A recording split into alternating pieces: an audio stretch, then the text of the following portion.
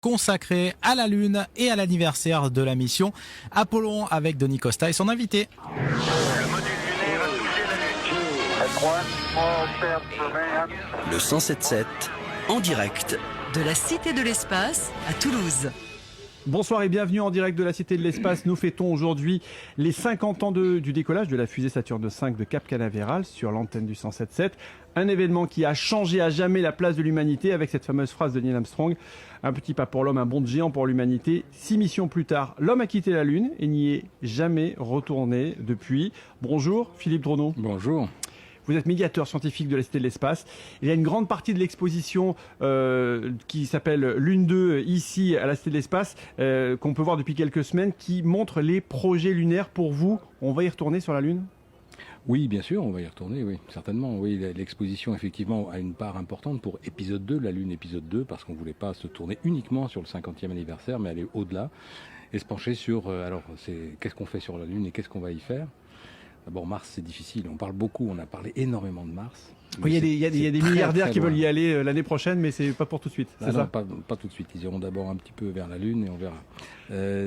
Alors que par contre, oui, Mars c'est difficile, mais par contre la Lune, elle est là. Elle nous tend les bras. Elle est un objet scientifique. Elle est un objet évidemment aussi d'image importante. Et on voit bien que depuis de nombreuses années, notamment les Américains, mais aussi un peu les Européens, se préparent à y travailler et à y retourner pour y travailler. C'est ça la nuance. C'est on va y aller, on va y rester. On va y vivre, on va y survivre. Au moins pendant des moments particuliers, un peu comme on irait dans un laboratoire, et en particulier dans des endroits au pôle sud où on trouve oui, ça, c'est comme l'émission de l'Antarctique. Ouais, voilà, ce sera plutôt de ce type-là, en tout cas on peut le penser. Même s'il y a en arrière-plan de ce retour aussi une question d'image et de géostratégie par rapport à l'ensemble des pays qui se disent, après tout, moi aussi j'aimerais bien poser non seulement des robots d'abord, mais aussi des hommes ou des femmes. Donc les Américains bien sûr veulent y aller ? Les Américains ont préparé depuis longtemps une fusée capable d'y aller, une capsule spatiale Orion capable d'y aller.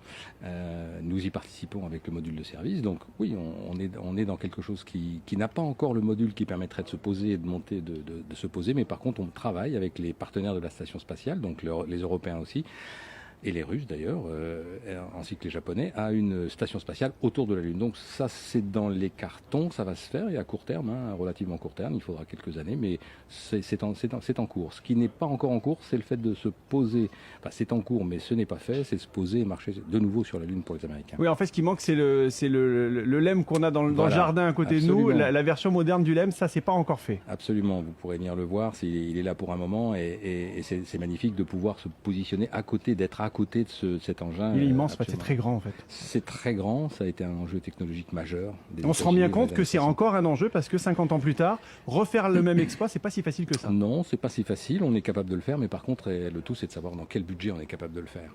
Et puis on disait, il y a les Chinois, il y a les Chinois qui, eux, régulièrement font les étapes, mais en très rapide. Fabrique les étapes qui permettent d'aller sur la Lune, de se poser. Il y a des robots qui s'y posent, Chang'e 4.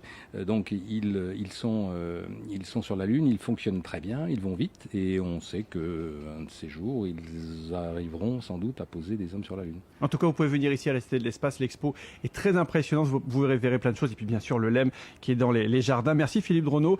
Et j'espère que nos enfants pourront aller sur la Lune et puis sur Mars. On sait pas, peut-être au-delà. Rendez-vous dans 10 minutes.